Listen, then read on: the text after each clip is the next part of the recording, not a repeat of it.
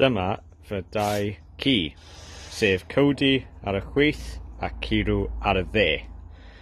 Mae Codi tua 7 mlwydd oed ar y chwith a Kirw yn y cefn yn ci hen iawn ac yn 14 mlwydd oed.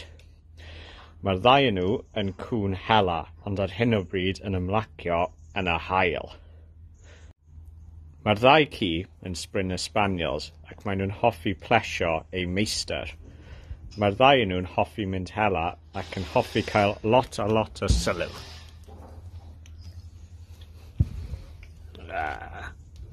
Nawr, mae Kirw bach fwy hen ac yn hoffi cysgu trwy'r dydd, ond mae Codi bach fwy ifanc ac bach fwy egniol.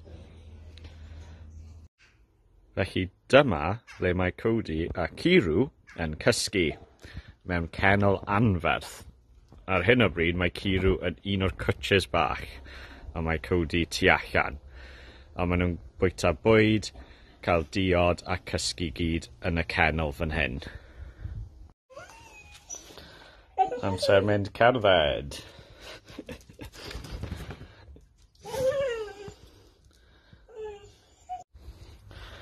Dyma Kirw yn mwynhau cerdded ar y gwair.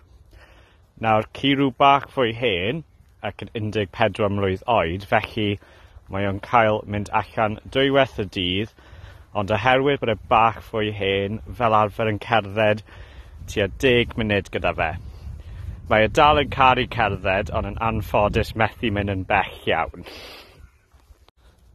Dyma Codi yn mwynhau mynd i gerdded am y trydydd gwaith heddiw, ac mae e'n llawn o egni. Yn wahanol i Kirw, oherwydd mae Codi yn gallu gwrando, dwi'n gallu rhyddhau i rhedeg bach yn fwy. Ac mae Codi yn edrych yn wyllt iawn hefyd, mae o'n gyffrous iawn, ond mae o'n ci hapus iawn. Hefyd, tric da eraill yw mae gyda fi chwiban, ac os dwi eisiau Codi dod nôl,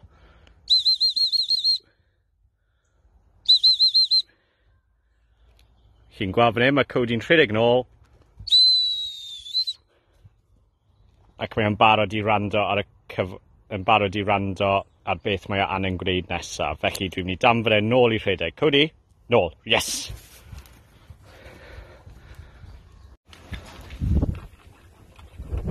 Dyma Kirw yn bwyta. Dyma amser bwydo i Codi. Nawr, Codi yn gyffrous iawn i cael bach o bwyd. Y gwahaniaeth yw gyda Codi, mae'n gofod aros am signal cyn fwyta. Codi bach yn fwy, felly'n cael 2.5 cwpan, achos mae o'n mynd allan y cerdded bach fwy. Nawr byddai'n rhoi y bwyd lawr, ac mae e ddim yn bwyta tan bod fi'n dweud, yes! Ac mi fydd e'n gorffen y bwyd na mewn tua munud. Mae o'n bwyta'n gyflym iawn.